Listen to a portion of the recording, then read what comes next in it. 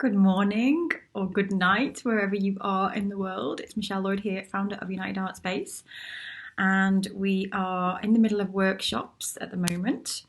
And I'm going live every day, which I know is overwhelming some people. I'm just shutting a few windows down. Just bear with me 1 second. So we've had loads of people joining the hub all from around the world. In fact, there's some more people that have joined. I woke up this morning. And you're not on the map yet, but you will be on the map this afternoon. I'm going to put you on so I can see where you are in the world, people who are joining our lovely hub. There are some people who are just finding us just now, so if you've just found us, there are some free workshops that people are taking and the results have been mind-blowing. I am so amazed, impressed and blown away. I don't think we've ever had such a fantastic set of people and results before. It's just been the most incredible experience. I've loved every second of these workshops, honestly. And so a few people now are joining our hub, which is our community of artists, where you get access to a hub that breaks all the steps of being an artist down into small bite-sized chunks so you know what to focus on. And a few people have said to me who are joining, oh my gosh, I feel so overwhelmed. You will feel overwhelmed because I've just thrown so much stuff at you in one go. What I've given you over the last couple of weeks is an overview of a full program that can take a year to go through. So becoming an artist, finding your people, finding your voice, it's a long process. It's not something that you're going to learn and know in 2 weeks. And what I've done in these 2 weeks is given you an overview. And so what we do when we get inside the hub is start to introduce you to the framework, and all the members will tell you this, that once you get your head around the framework, and that's the first thing you need to do when you join the head, just get your head around those 7 keys. And then when you get your head around the 7 keys, you will figure out what you need to focus on right now. And I will help you with that. So when you join the hub next week, I will be throwing myself in there and we will be looking at all your own individual journeys, where you're at right now, and I'll be advising you the steps, so don't panic. But it is a lot to take in. So if you do anything, just do those workshops. If you're not joining the hub, do the workshops because they come down on Tuesday. And if you are joining the hub, you don't have to fret about doing the workshops because we do those. You have access to all the material that I'm talking about now in your own pace. You can do all the videos and track your progress, so you can tick off the ones you've done so you remember what you've watched. So it's much more structured and it's less full on inside the hub because I'm not live every day. That would be insane. So this is unusual. This is why I only do these workshops twice a year, because I throw myself into them and then I disappear into the hub. And I'm usually live in the hub kind of every week. I'm in touch with you all on a Thursday usually. That's when I'm inside the hub. That's my day, my hub day. And the rest of the days I'm creating content and doing other things to support the hub. So I've got a lovely cup of tea, peppermint tea, that is hitting the spot this morning. I can't see your comments. Let me just see why I can't see your comments. Here we are. There they are. Oh, look at you all. Hello, Lottie. Hello, Joe, Catherine, Pete, Kevin, Judith. Catherine, I love the atmosphere of the hub. It is amazing. Nigel. Good morning, Louise. Oh, lovely to see you again, Louise. Louise is my friend that I went to uni with. Amazing glass artist. So yes, so actually most people here are joining. It's amazing. And Pete sent me a lovely message this morning. So Pete, I'm going to do that video for you. And yes, Catherine's right. The hub is such an amazing atmosphere. It still amazes me the people we attract. But someone told me years ago when I was setting this up to write a profile of the kind of person that I would like to work with and to have inside my program. And I did that. And I swear that is what has set the tone for all of this by doing that exercise, because the people that I attract are the people that I wrote down on that list. And you can do the same. You can do the same for your art, the people that you would like to sell to and the people that you want in your art world. Someone did that recently inside the workshops. They said they created a profile. Mhm. Kate was watching the rugby. Love it. Excuse me. Right, we're going to be talking about approaching galleries. This is the big question I get asked a lot. So let me just get ready. I have a million windows open again. There's no surprise there because I've been catching up with all the comments and lovely things going on inside the group. So let's get stuck in. So galleries, when we've been talking so far about carving out your place in the art world, and I was talking about when you want to start getting in front of people, the best way when you want to start to grow and you get really clear on your who is to use other people that have access to your people. And galleries are the most obvious choice because they are built to sell art. They have customers who want to buy art. So they've got what's called in the industry a very warm audience because they're already interested in buying. That's why they're going to the gallery. They're interested in art. They're going there. So they're classed as warm, as opposed to if you're posted on social media and you're attracting attention, you might attract the attention of someone that hasn't ever considered buying art before, and they're cold. So you have to do more work to build the relationship. And galleries do a lot of work to build relationships up with their clients. So you'll find that many galleries, of course, they're all different, but usually a gallery will have returning customers. So they have customers that come back all the time. And there could be galleries that are based in a tourist area, so they'll have people coming and going. But galleries do a lot of work to build relationships. They put a lot of money into marketing. They know who their people are. All galleries will have their own who, just like what we've been talking about. So each gallery will have their own audience, and a good gallery will know exactly who their customers are, what they're looking for, how much they'll spend, and the kind of art that they're looking for. Now, they might have different pockets of people, but they will be very clear on who their audience are. And that's why when you go to a gallery is choosy and picky because they want work that they know that they can sell. And Sharon said this recently, actually, that her gallery, now this was a couple of years ago when she wasn't represented by the gallery, Sharon, my friend Sharon, who I did the interview with and I was live with last night, she's a sculptor, and she set her sight on a gallery. She loved the gallery, loved the feel of it, and she said, I just want my work in that gallery. And she kept going and they wouldn't take the work. And she asked her, Mary, why won't you take my work? And she said, because I just don't like it.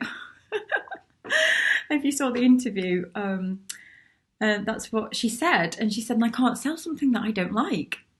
And I thought that was very interesting. So each gallery will base their decisions based on, I guess, some might not have to like the work to sell it. Maybe they'll know that they've got the customer and they'll take it on. Maybe they personally don't like it. But some people, when they're selling, they have to do it authentically, and galleries are the same. They have to understand your why and connect with it. So Sharon kept going back to that gallery and kept listening to the feedback that Mary gave her. And in the end, Mary really connected with the work. That was the gallery owner. And so when you are approaching a gallery, they want to connect with it. And so this is why the workshops and everything that we've been doing will help you when you go to approach people. Because you don't want to just turn up with your work and have nothing to say about it. They will ask you questions and grill you, and they will not understand it, and they want to know that you're in the long game. Because when a gallery represents you, what they're doing is they're taking your work on, and when they sell it, they want to stock up with some more. And they're looking for that voice. They're looking for a voice. And a good gallery will look at your portfolio of work and they will see that consistency in that voice. And that's what they're looking for. Because if you approach a gallery with a load of traditional still lifes, for example, and they go, great, yeah, we'll take these, And then they sell all those, and 6 months later you go, actually, do you know what? I've really just changed my mind now, and now I'm doing these really abstract butterfly paintings. And sorry, the dog's just come in. And so that is a completely different customer. Sorry about that, the big bang. That's a completely different customer. So the gallery then will be like, well, I can't sell these because I don't have the customer for that. The customer, I've got a customer for these traditional pieces that you were doing. And that's why they're looking for a more established artist, a voice, and someone who has this collection and it's going somewhere, and it's not just going to change into something completely different 6 months down the line because they won't be able to sell that. And that's what they're looking for. So the first thing you need before you approach a gallery is that voice, that consistent voice, and a collection of work, which is usually, every gallery is different, but it's usually between 10 and it could be 30 pieces they would expect you to have in your portfolio. But not every gallery is the same. So they're run by different people, they have different interests, they're in different locations, and every gallery, when you think of that, they're people at the end of the day. No gallery will take the same work on, and they're all looking for different things, they've all got different people, and they'll all have different ways that you get in there. And so the number of works, don't be put off, go and figure that out first, how many pieces you would need. But when you feel comfortable that you've got a kind of solid collection under your belt and your voice is consistent, and then that's the time then that you can start to approach the galleries. Dig into your why, be really clear on why you made it, what inspired it, pull out that information about yourself, so that before you go to the gallery, you're prepared for when they ask questions, and you can explain, do the individual artwork statements so that when you go in and they ask you questions about individual piece, you're prepared, you've got the stories. And so everything we've been doing in these workshops is preparing you for approaching people and talking about your work. Every gallery is different. So some galleries, and this is the route you should always take, is to have a look on their website for the procedure of application. So every gallery will have something on their website usually to say, this is the process when you want to apply. Now, galleries are obviously inundated with people trying to get in. So the best way, so follow that route, but the best way is if you find a gallery, and the only way to do this is to go and do some research. The best way to start is local. So you go out locally, Google or go out, join art groups, ask around, and start in your very, very local area to figure out what is out there, what kind of galleries are out there, what kind of work is selling, what kind of, what's going on, and write a list of the galleries. And then get a feel for those, and you could start then approaching those galleries, but don't stop there. Then after you've done that, look into the broader area, so your county or, the next, so out of your locality, and look into the bigger area outside. And keep going out like that, because sometimes it might be that you're going to end up being an international artist. We looked at that collage artist, and I cannot remember her name. And she is based in Shropshire, just down the road from me, and she has exhibitions in the USA because her work is so popular over there. And that might scare the life out of you at the moment, but it might be the reality is that your work, your people aren't in your local area. That's okay. They might not be there. You'll find when you start researching.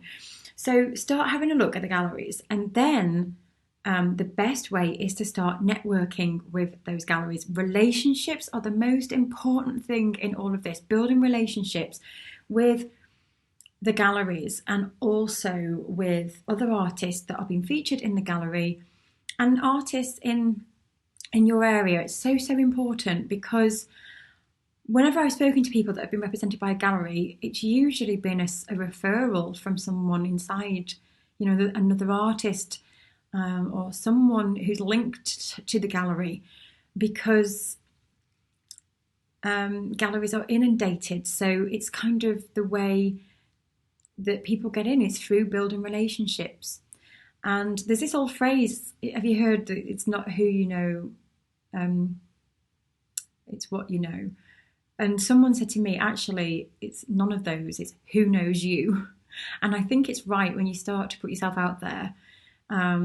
If you see a gallery that you really like the look of, go into the gallery and talk to them. Not as build the relationship up slowly, just go and have a look and introduce yourself and say you're an artist and you absolutely love the gallery, love the work, leave it there. Go back again if they've got an opening, and show an interest before you go in there going, please put my work in your gallery. So you just go in and just chat with them. And also look at the other artists that are exhibited there and follow them on social media and follow the gallery. And it's so great now that, if you can't get out of the house, we've got social media to help with this. You don't even need to go into the gallery. I do recommend that. I think there's something very amazing about meeting in person. But that being said, most of my networking that I've done, the opportunities that I've got, have been all online. I network now with people all over the world, and some of them I've never even met them. And it's just from spending time on social media and commenting and building up. It's exciting. You can build up networks of people online, so you don't even need to leave the house. If you're an introvert and you're scared, maybe you panic, and when you're meeting people, then start that way. But if you do panic, then that's why go with a friend. Go and visit the gallery with a friend, and just go as a person who's just looking at the art. Don't go in with that big pressure of going in and speaking to them. Build things up slowly. The more you start going out to those galleries, then and then they'll spot you. They'll go, oh, I've seen you coming in. You're back again, and it just warms you up and it builds your confidence up. So then the next time you have a conversation with them, you go, you know what, I've got a collection of art. I'd love you to take a look at it. And it builds up like that. And then obviously if you've got the galleries that are far, far, far away, then definitely online and just getting to know the other artists that are exhibited there. And one mistake that people make, I think, is looking at galleries I'm thinking, do they have a similar kind of work as me? When sometimes galleries are actually looking for something completely different. So some galleries, sometimes they have a customer base, but maybe they want to branch out into a new customer. So, for example, you could have a gallery that has lots of representational art, and maybe they have no abstract, and you may be sitting there thinking, oh, there's no point me going to them because they don't sell abstract. But they might be looking for an abstract artist because they want to expand their customer. So always just go for it. It is a case of getting out there and being rejected. It's sad to say, but it's not sad. It's that's part of this. You will have the no's, and that's good. You need to be rejected. You need to hear the no's because you're going to hear a lot of them. If you're not hearing no's, you're not putting yourself out there enough. Because you need to be showing people. And then you could go to a gallery, get your foot in the door, and they could say, no, I just can't sell this. And then either they'll, like with Sharon, give you some advice and say, ask them why, and they might just say, I just don't have the customer, or your work just isn't quite there yet. And then you say, have you got any advice for how I can move it forward? That's what Sharon did with Mary, and she kept going away. Sharon was so persistent. She kept going away, listening to Mary, tweaking her work and going back. And it took her a long time to get in that gallery, but she's in there now and she's selling very well. And her and Mary sat and had a chat for about an hour and a half and was in tears about her why and her work. And Mary said, yeah, I can sell this now. And so yes, I was on a train of thought there and it's just disappeared. I was just thinking about approaching people. The thought's just gone. Right, okay. So hopefully that thought will come back. So you've got to get yourself out there, because galleries don't come knocking, that's for sure. They don't come knocking, especially the good galleries. They don't need to go knocking. They have people coming to them. But sometimes you'll have galleries putting a shout out and they're looking for work. So this is another reason why connecting with other artists is so, so important, because other artists will keep you in the loop. It's impossible to keep looking out for all the opportunities all the time. So when you're connected with other people, they will tell you, oh, this gallery, you need to go and speak to this gallery. That's what I was saying. The thoughts come back. So when you get the feedback from the gallery, if they can't sell your work, galleries are all connected with each other. All galleries know each other. So it might be a case of you saying, do you know where I can sell this? So when you start getting out there and asking, what do I need to do? Is my work okay? Is it that you feel like I need to improve it some way? Or do you know where I can put it? Have you got any ideas? Literally start asking questions back, because quite often people get intimidated and just go, okay, well, they said no, I'm just going to shrivel up now and go.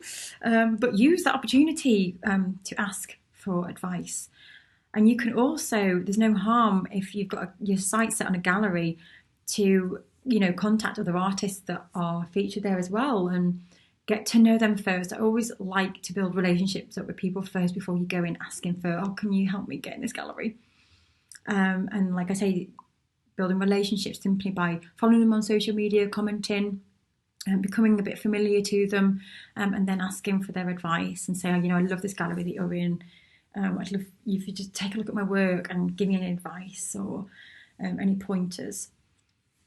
So your voice is important. Having a body of work that you can take in is important, and understanding your work is important, your why. This is what we're going to cover inside the hub. I'm going to help you dig really deep on all of this stuff. And inside the hub, I've got lessons on how to speak with confidence. So once you start to collate all your thoughts, how to break all this down so you can write a bit of a we call it an elevator pitch, where you've got like a few minutes to put across the artist that you are. And we'll practice that inside the hub so that you can be really confident approaching people and speaking about your work.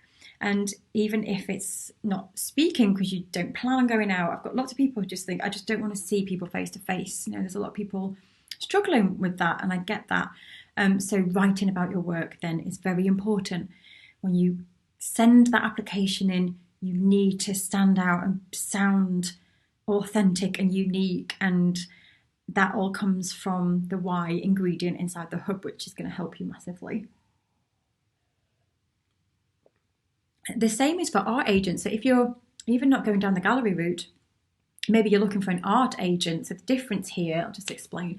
A gallery is a commercial space that is selling artwork. An art agent is somebody that manages your portfolio. So they will take all of your artwork and they will find customers to buy your artwork or to license your artwork. And so they will sell it to like retailers and authors and companies and things like that on your behalf. And all of these people usually take 50%. That is the norm. And I think it's reasonable. I really do. I know a lot of people go, it's just disgusting, 50%. But it is worth the 50%. And actually in lots of industries, it happens in lots of industries, when people sell for you, they take 50%, not just in art, but in other industries as well. It's very common. And if a good gallery is selling your work and promoting it, and I mean, they do a lot of work. The galleries do a lot of work. And, if they're a decent gallery and they're creating flyers and brochures and promoting your show and things like that, and they're doing the selling part as well, which is, it's not easy, the selling bit, and they are experienced in that. So, if you can be represented, and it's not for everybody, by the way, I'm going to get to that at the end. that galleries and these third parties are not for everyone. You can sell by yourself for sure. It all just depends on the person and your work. But yes, so agents will sell on your behalf, yeah, and they'll take that cut, and it just takes all the selling away. So they're kind of two different ways. And when you do sell through a third party, your price reflects that. So you add on the extras so that you're not cutting yourself short. Usually, that's what would happen. So Lilla, I don't know if you've heard of Lilla Rogers. She's an art agent, and this was a quote that she put. So she was explaining what she looks for, and she put, "I love somebody who's at a level of maturity with their art, and emotionally and with communication, so that they can be clear in a nice way that communicates well. They're super professional. They meet deadlines. Their style is well established, and they've got a great body of work." And so that's just what I've just been talking about now. It's that voice and it's that collection. So I've got a bit of a checklist here. So things to double check. So do your homework, have a look at galleries, and have a look at whether they've got people, like if it's imagine, could you see yourself in that gallery? Do you like that gallery? Go in and have a feel. Sometimes if you go in and you get a feel for it, you just think, oh, I don't want my work in here, but just be careful there that that's not the fear talking. Because sometimes you can convince yourself that it's not right, but actually you're just terrified out of your skin and you don't want to go and ask. But then also just, again, like, don't let that put you off, because sometimes they are looking for something different. Another important thing is pricing, and I'll be talking about pricing tomorrow, but if your work is like priced at 5,000, for example, and you're approaching a gallery that is maybe in a tourist area, like back street, that doesn't really have much footfall, and their price points are completely different, your work does not belong there. And so this was another point to consider, because galleries will have price points. There's what's called an entry level and a ceiling price point, and they usually sell works between those, and a good gallery will know what their customers are willing to pay, and so your work would fit with the price of that. Now, if you've got a gallery and you've approached them and they go, your pricing just, we love your work, but your pricing just doesn't fit, then you can work with the gallery to adjust your pricing. Sharon is a great example of this. So Sharon now, this is down the line stuff. When you're starting out, we're going to keep everything simple. I'm talking quite advanced stuff now. So when you start out, you just start very simple, and maybe you just have a few different level of pricing, and you find your place and you grow.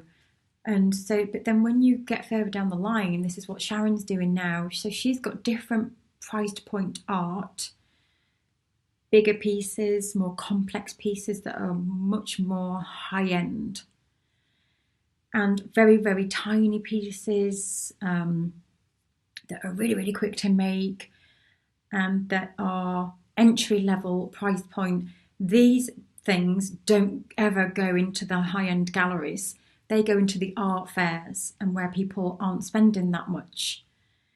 The big pieces that are very expensive, she's making for the high-end galleries where people are going to make an investment and they've got collectors. So she's now, when we're talking about the negotiable part of being an artist, her non-negotiable part of being an artist is the ceramics, her voice, the figure. She's interested in nature and fantasy and horns and things like that, and that's non-negotiable because that's her voice. What she is doing now is she's really honing in and finding her people. Her work sells at the art fairs, but never ever at that big price point, because they don't have the customers there paying those price points. So she's making work specific for those places, and she's making work specifically for these places over here. So she's got high end and mid end, but like I say, that's much further down the line. But it's something to consider.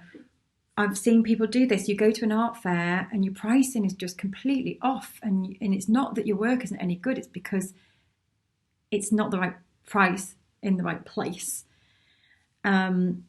And that's something to really consider when you're applying to places and you're putting your work into places, is checking that price point. Is it the right price for that place?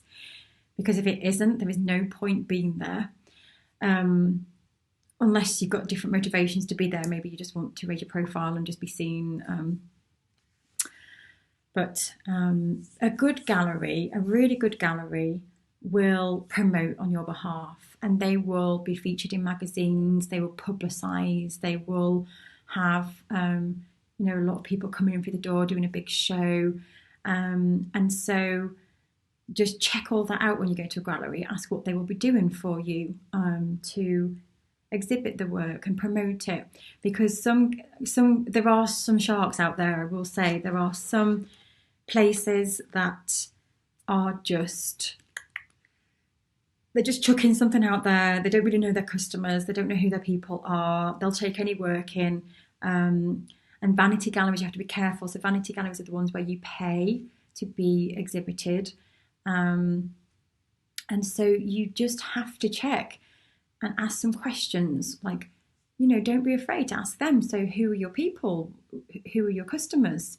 They'll be really just like, wow.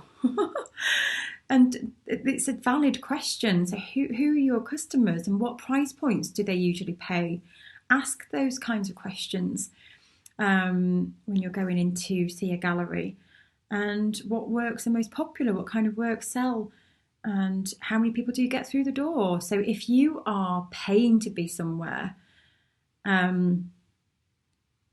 these are the kind of questions that you need to be really asking and be really careful of. You want to know who's coming in through the door, how many people are coming into this event, what's your footfall, so how many people come in a week, and don't be afraid to ask. So how much are you selling? If you're paying for the space, you have a right to ask these questions.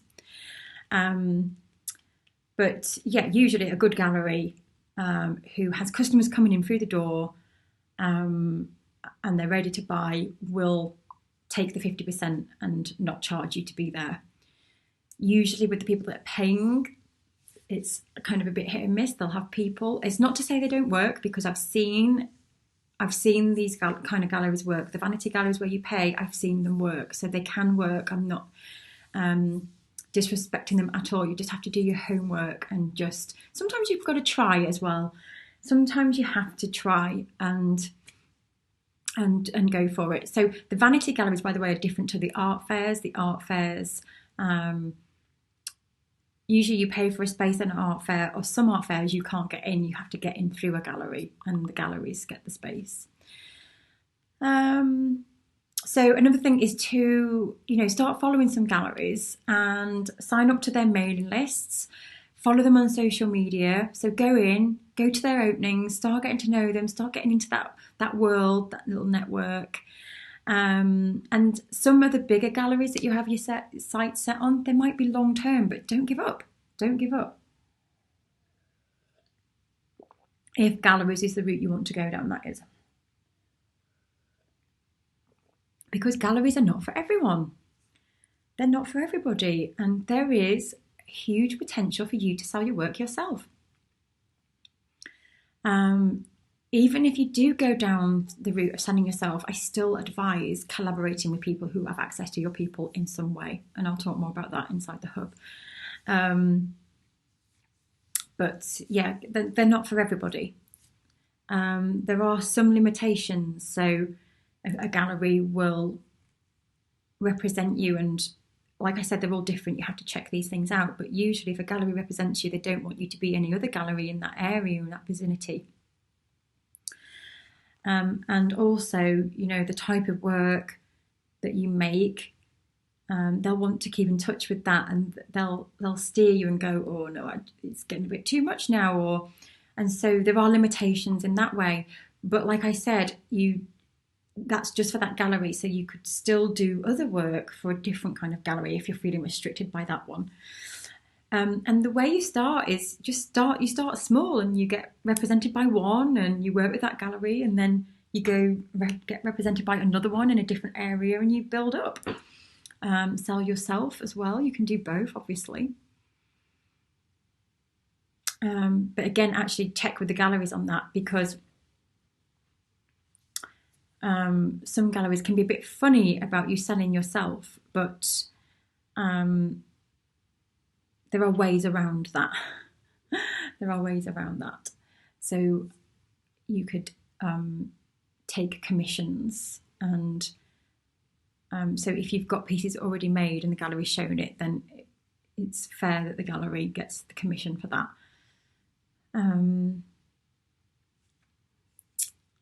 So things that you need to have, you need to have a strong collection of work, and you need to have a story to tell. You must have a story, and you must have the inspiration behind your work, the reason it's there, the process, all prepared. And you must have really very decent quality pictures of your artwork, either professionally taken or with amazing lighting. There are super cameras nowadays, actually, so you don't really need the big fancy cameras anymore, because the cameras nowadays are even on phones are fantastic. But the better the camera, the better the picture, and really good lighting, and you can shoot them at home. Have a small portfolio ready. You can have a digital copy or a hard copy. Digital copy would just be on a website with your bio, your statement, and you could, the collection of work and explaining more about it. Have the same in a physical copy. Have, again, with your bio, your statement. You'd usually have your CV as well. Don't panic if there's not much on your CV. That doesn't matter. It's just so people can see the timeline of where you've got to where you are. Or a resume. Some of you might call them a resume. And be confident. So the more you prepare and you dig into your why, and the lessons inside the hub are going to get you ready for this. The Speaking with Confidence one is fantastic. And we've also got some visualizations that you can do before you go in for a meeting with somebody. We've got these guided visualizations that you can do in the run-up. So 2 weeks before, you just visualize yourself being confident, that body language and speaking confidently.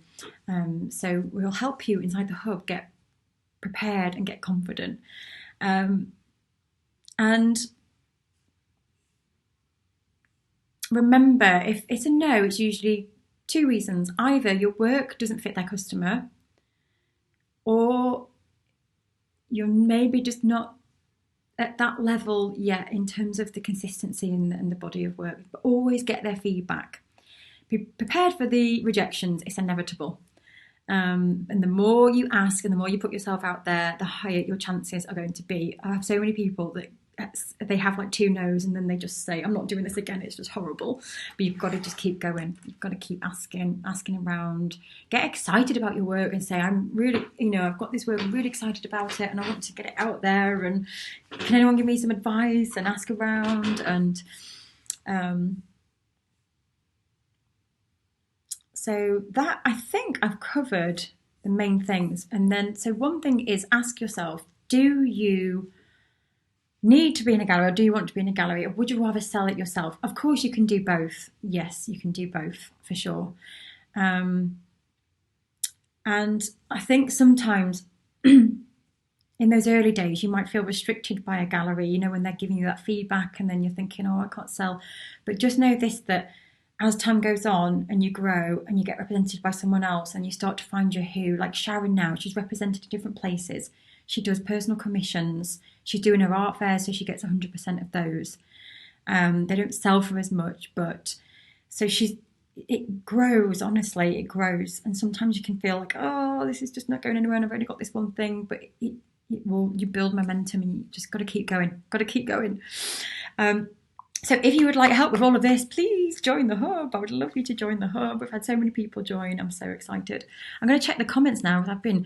I've been chatting away. Let's see.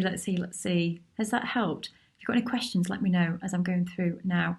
I've just applied to join the Seven Vale Art Trail. I suppose it's a sort of gallery. Yeah, I mean, this applies to anything really. Thank you so much, says Pete. You're very welcome. Good morning, Laura. How are you? Ahoy there, Gemma. Lottie, that reminds me of that viral video when the bloke's kid wheeled into the room while he was live on telly. Oh, yeah, and the mum had to call on him and retrieve him. I remember that video. Oh, yeah, well, usually the kids have been very good, actually. They're next door. We've just been making pastries together and dancing around the kitchen, which is what we usually do on a Sunday morning. You'll probably see videos of me dancing around a lot. I like dancing and singing and doing karaoke. And people think I'm drunk, and I'm not. I like just doing that on a Sunday morning. And crackers, and Sharon is. I was just thinking the same, Lottie. But it's the way my husband banged the door on the way out. Oh dear. Anyway, hey, Judith's asking a question. How do you respond to a gallery who approaches you and you don't feel ready or feel that your work would suit them? Okay, great question. I would just go in and chat with them either way. So the thing is, Judith, I don't feel like anybody ever feels ready, or the majority of people don't feel ready.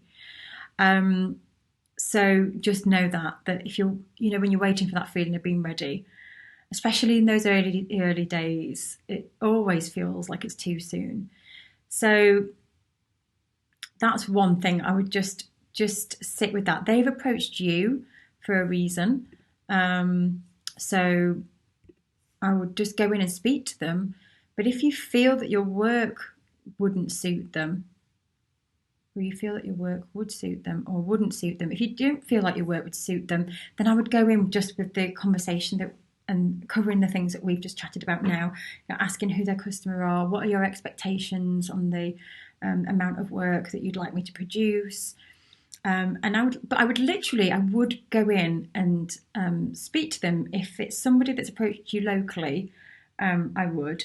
If it's someone online, just be careful online, because you'll get a lot of people sending you requests, and some of them are legitimate. So when I was an artist, I got requested to take part in, it was the Parallax, but it was when Parallax first began, so it was like their first ever show, and they were legitimate, and it was a good show, and I really enjoyed it, and they approached me. So they're not all bad, the people that are approaching. But there are a lot of people out there that sadly will take your money and they don't even have a clue of who their customers are. And maybe they're just renting a space somewhere random, and they're going to charge you for the space. And maybe they're not doing any marketing and they're just expecting people to just walk in through the door. And maybe there isn't anyone going to walk in through the door. These are the things that you just need to be careful of when you're doing the vanity ones, the pay ones. Just ask lots of questions. And also, this is a really fantastic tip that I nearly forgot to mention, because obviously they can tell lies.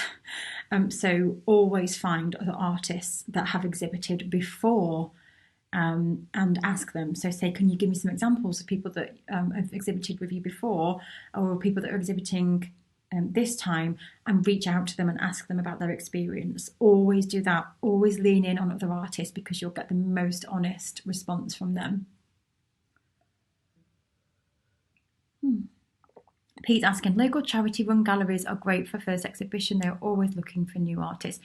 Sometimes, it's about the experience, and I talk about this inside the hub. When you're starting out, sometimes it's about just having the experience, and you're paying to be somewhere. And actually, it's not about the selling. It's about building your confidence. And I think that's fine. Some people are totally against all of that, like, stop wasting your money. But you know what? It really helped me in those beginning days. I paid for some spaces, and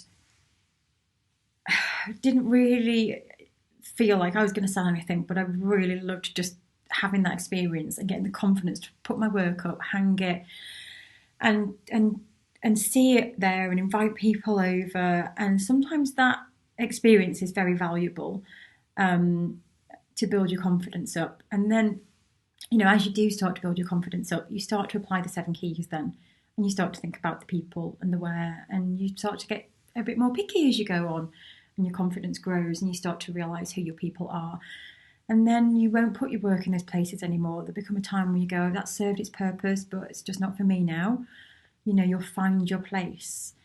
And in those beginning days, it is trial and error. It really is trial and error. So you will put your work in places and it won't work, and you'll just think, oh, and it can really deflate you sometimes. I mean, look at Sharon. Sharon was putting her work, this was just a couple of years ago, putting her work into art fairs and nothing was selling. Nothing was selling. And it was only priced at £200.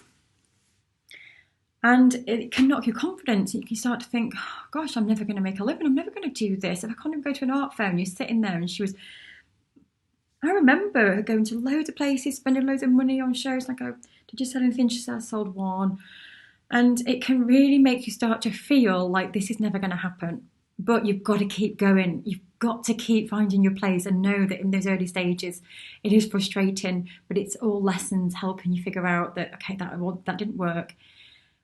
And now we know, Sharon kept going, and like she last year made £44,000 worth in revenue from her art, because she kept going and she found the place. And this year she's sold £30,000 worth already of art. And now to get a 200 piece off Sharon, it's going to be that big. So that's an example of it was just the wrong price point in the wrong place. So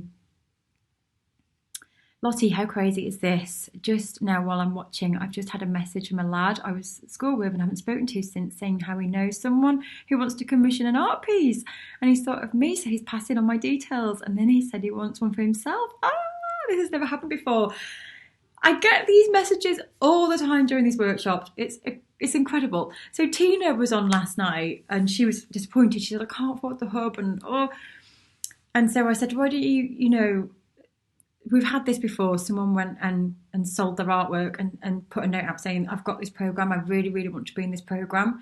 It's this amount.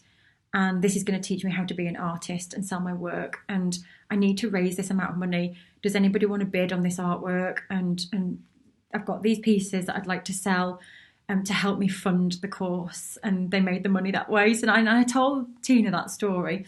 And so she went off last night, did a painting, put it on social media and sold it. How good is that? Yes, and this is what happened. This is what will happen when you join the hub. Amazing things start happening. Lloyd said this last night. He just said good things are starting to happen for people. But just also know, though, that sometimes things are happening for other people, and you might be the one sitting there thinking, but it's not happening for me yet. But it will. I promise you, it will. Sometimes it can be yourself getting in your own way. There's just some things that you just need to tweak. And it is usually yourself. It's usually yourself getting in your own way. And you're thinking. What's happening now with these workshops is people are starting to have the confidence and belief, and this starts to come out, and you like the opportunities start coming in, and so yes, it's all good. It's exciting. My tutor at uni suggests having a trial exhibit and invite artists to do a critique of the exhibit. That's a great idea. Ask questions and help look at your pieces and your statements and give you feedback. That's a very good idea. I think that's a good idea. The only one thing I will say to that, Gemma, is be careful sometimes of the feedback that you're getting from other people who are maybe not your who. So sometimes, and I do think that's a very good idea, and I think it's definitely worth doing. But as you get to know your people more, they're the ones actually that you'll start listening to, and so you've just got to be careful sometimes that that people are advising you and maybe they don't understand. As long as they understand your mission, your why, and where you're going, and all of that business, then take it on board. I think it's good to do anyway. Critiquing and getting advice from people is definitely worth it in any situation. I really do, because the more you can just listen. But it's just bearing in mind that some people, you take the advice on board and you just think, but that's not for my people. You'll start to learn as you listen. And I think that's why it's good to just put yourself out there for the critique, because the more you listen and the more you get critique, you'll start to know which critique to listen to and which not to listen to. And especially as you start to get to know your people as well. And then when you start to know your people, you'll start to get advice from them, and you'll start to ask them questions. That's something else that's very worth doing. When people come into your shows, start talking to people and ask them questions, because they're the best people to get the advice from, the people that are coming in and having a look at your work and potential customers. Yes, congratulations, Lottie. That is amazing. I'm so pleased for you. So it's worth reaching out, having a chat and getting a feel for what a gallery is looking for. Yeah, definitely, Gemma. It's definitely worth going in and chatting to them. Yeah, building relationships up, getting to know them. I know you do this, Gemma. You and Stacey are very good at this, actually. Getting out there, and I've seen you in the hub posting your trips out, which is fantastic. So that an extension of that now, Gemma, I would say, is when you're going into those commercial galleries, go in as a viewer and just start chatting with them, and just building relationships up with them and see if there's any openings and go to those. So yeah. Laura says, I have a gallery where I teach pottery on my 3 loaned and provided wheels from an old art studio that has my art and my pottery, but whenever I responded in a conservative way to anything political online, they messaged me to come and get some of my stuff. Oh, okay. Let me just read this again.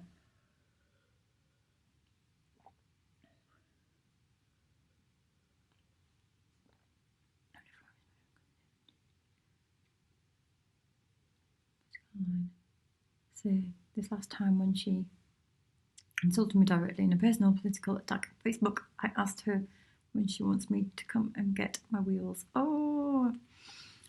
So this is something, Laura, that is a very, very valid point, actually, that politics, I think that sadly politics and religion and social things, they're the one thing that, you can get on so well with people. And so we've got this thing inside the hub, actually, that we maybe have some artists that are inspired by religion and inspired by political maybe and social things. And we have a rule inside the hub that if it offends you, you just scroll on. We don't have debates. And people can post that kind of work, but not in a way that you're trying to sway people's judgment. And because they're the one things that really, you can have a really happy community, and then you start talking about politics, and we've all got different views, and it can just spark up so much anger and in people. It really can. And that's why, over in the virtual art studio, which is our free group, which we can't manage completely, we can't have those kind of posts at all. We just have to ban them, which is sad, but because it's the triggers. It really triggers people. And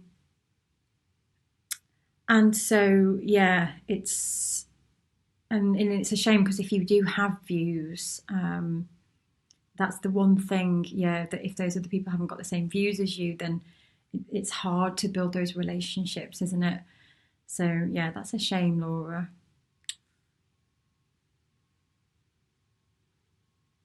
How many pieces would be a minimum need for exhibit, or does that depend on the gallery? It usually does depend on the gallery, Gemma, because I know that Sharon before has been asked for 30 pieces. But I think like you need a minimum of 10, a minimum of 10.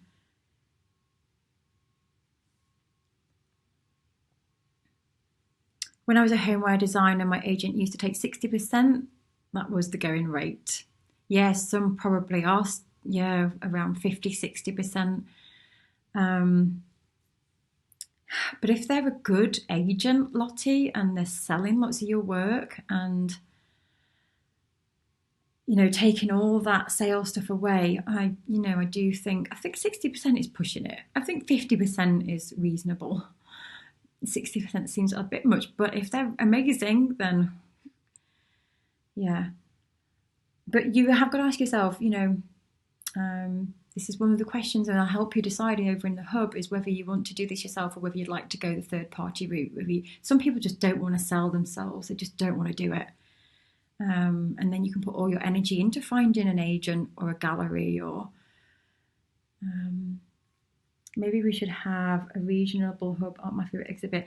Yeah, we've talked about this before, Gemma. It's such a huge job organising.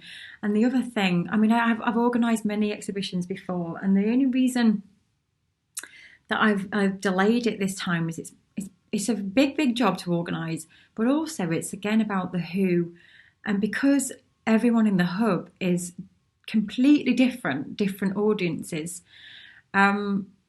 It wouldn't be an exhibition where you could target a specific audience to come along. So it'd be more of a general, like, oh, this is what a collective is doing. And this is the thing when you do collectives. If you've got completely different artwork, and lots of different customers, your conversion from that exhibition will be low, because you're expecting all these different people to come in. So yeah, I do know what you're saying, Gemma, because I would absolutely love to have a hub exhibit, and we've talked about it many times. And the other thing, though, that's difficult is we're all around the world. We've got artists literally all from around the world. So it's how we get all their work shipped over. But yes, it would be amazing. So my inner voice asks, what if I sculpted and painted all the political truths that she finds so horrifically wrong? The truths that the liberal world refuses to see. I'm so done with it. Ready to open my own studio and gallery again, but need the money. Trying to be good and quiet, but really want to shout it out. Shout it out. That's what you, Laura. Shout it out if that's where you want to go. I've had people join the hub, and they were making nice little floral pieces. And I remember working with this one artist, and I could see that is not really what she wanted to do. And I kept prodding her, and I kept saying, is this really your passion? And she toyed around with this kind of social political art, and I'd seen a few pieces, and I just saw the passion there. I could see it. And so in the end, I kind of had a frank conversation. I said, what is it that you really want to do? And she said, I'm really starting to realise that it's the social political art, and I'm just terrified of putting it out there because of the backlash. And so we talked about, having it in a different name. And that's what she focuses on now. She's focusing on that. She's horrified by some of the things that go on, and she wants to voice that and raise awareness to that. And so that's what she found by joining the hub, was her voice. Have lots of people join and change the direction they're going in. So yeah, I mean, look, Laura, there's so many artists that have used art in that way. I mean, we all went to an exhibition not long ago that was all about the politics and social angst from centuries ago. And so art has been a powerful way to record that and to voice that. And but yes, not everyone is going to agree with it, and it will make people angry. And that's why some people avoid it sometimes. But if you go into it knowing that, and that's your That's your belief and your voice, and there's nothing wrong with that. That's why in the hub we do, as long as it's not illegal and it's not, we've got boundaries in the hub, but we do encourage people to find their own voice. And there are some people that do things that maybe I don't agree with, but I park it.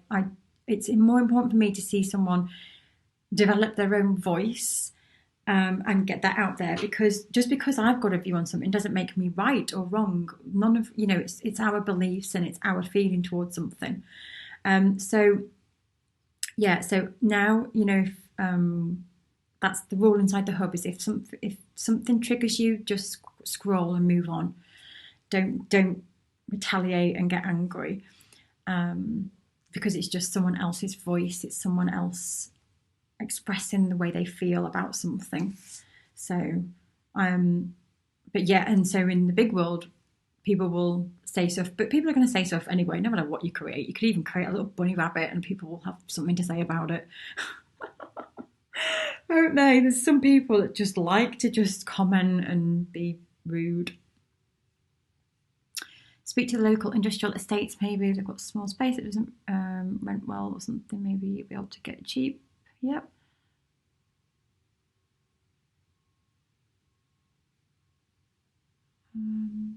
I like the idea of researching galleries. I enjoy looking at everyone's art. I'm only at hobby level, but it's exciting to see how it all works. Yeah, Catherine, go out and do that. I think you'd love that, Catherine. Hey, Les, how are you? Oh, we're meeting this afternoon. Hey, oh gosh, I'm so excited because Les is one of my members. In fact, Les was the first ever member to join the hub. First ever member. And he's coming on at 2:00 to do a chat about his experience inside the hub. Is there a list of art fairs anywhere, please, Michelle? I fancy visiting some. Go on. Now, where do I find my list of art fairs?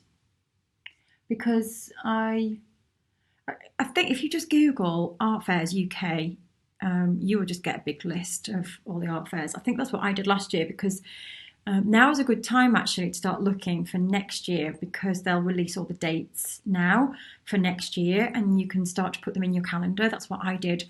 I looked at them all in one go, saw where they are, and put them straight on the calendar for next year. So then I could make sure I was going to them. They're amazing. Catherine, you'll love the art fairs. In fact, maybe we should do a meetup in the UK one time. In fact, next year we're meeting in Palma in Spain, and we're coinciding it with a big, massive, huge international fair that goes on there every year. Very excited about that.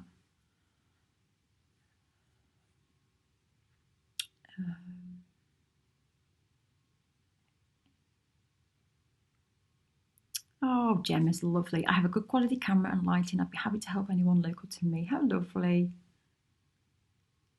I'm not working this week because I've got a hospital visit and shoulder injury. Oh no, so I'm planning on diving into the hub. Yay!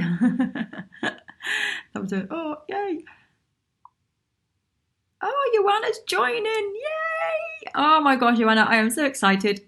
I am so excited. Yes! We're artists, we're all mad, aren't we, Gemma? Aren't we? We are Fruit Loops. Missing this as connection interrupted. Oh, has anyone else had their connection interrupted? I haven't noticed it this end.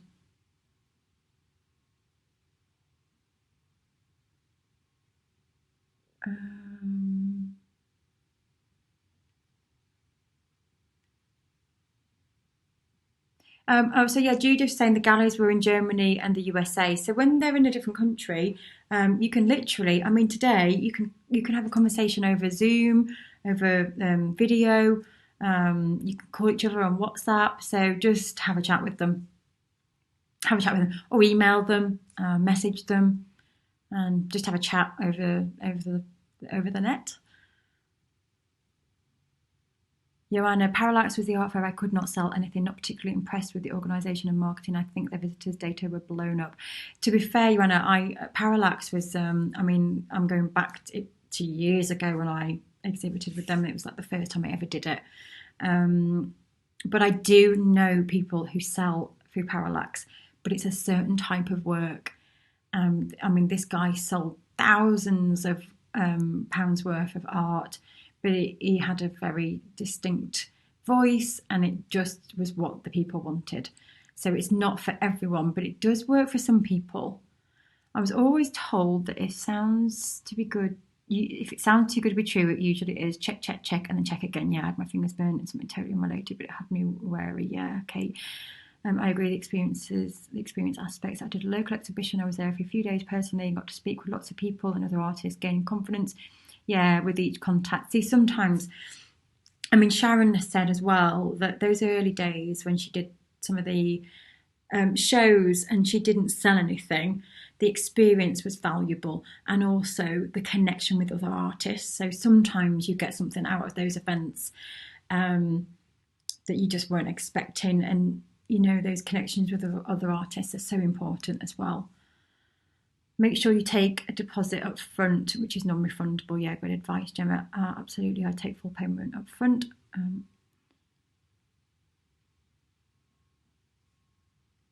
I'm doing markets over Christmas to make some money that I intend on putting into my art fund. Wonderful. I need to be braver. Go on, Laura, be brave.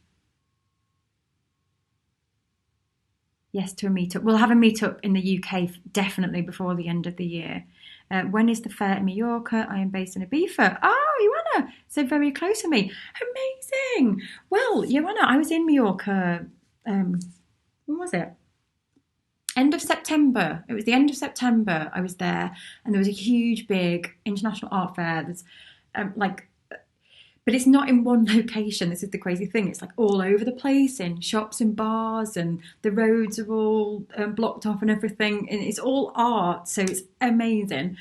And so I need to check the dates. But as soon as I've finished the launch of the hub, I'm organising the.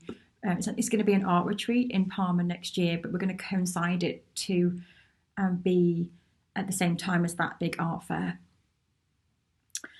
So it's round about the end of September. So yeah, I love Ibiza, Joanna. Oh my gosh, I love Ibiza. I've been there so many times. I love it. But the last 2 years, I've not been to Ibiza. I've been going to Palma. So yeah, but it's very close. You could come. That would be amazing. I'll get to meet you next year, September. So, Laura's joining the hub today. Oh my gosh, Laura! Yay! You're going to be a post-it note. But you've always wanted to be a post-it note. So, right, hopefully that's helped. So, inside the hub, if you choose to join, we have so many artists already. We've had like nearly over 30 people join already. And we've got such a beautiful, beautiful group of people inside our hub membership. Honestly, they're adorable. And it is an art family. And so once you get in there, we're going to break everything down. So if you're feeling overwhelmed, don't panic. Because in the hub, we break it all down. You've got a roadmap to follow. And you've got step-by-step instructions on what to focus on next. And the order to focus on everything. The 7 Keys framework will become your go-to. You will always know what to focus on because you'll keep coming back to the 7 Keys time and time again. And the people there are just jumping in to help you. It's just incredible. And I'm in there, and I'm going to be helping you. So, like I say, we do these review plan do sessions, which are so important to make sure that you're on track. You know, if you slip and you feel unmotivated, I've had so many people say that, just gets them back on track again. And like I say, you do it in your own time. So we've got people that just take like 2 months off because they're doing other things, and then they dip back in again, because we've spread it over as a low monthly cost. So because, you know, if we did sell this as a course, it would be expensive. So this is the most affordable way to learn this stuff, I promise you, and to be supported along the journey. Yes. Exciting. We are the art mafia. I love it. Right, anyway, have a wonderful, wonderful, wonderful day. I'll be back at 2 o'clock with Les, and we're going to be talking. So if anybody's wondering about what the hub is and you want a different perspective from someone else, over the next few days, some of the hub members have said they're going to be brave and do a video with me, and they're going to come on. So it'd be nice if you all join and give them lots of support. And they're going to talk about their experience at the hub, because obviously you've heard my side of it. So you can hear it from some of the members and ask them any questions and hear how it helps them. So have a wonderful day, and I'll see you a bit later. Bye bye.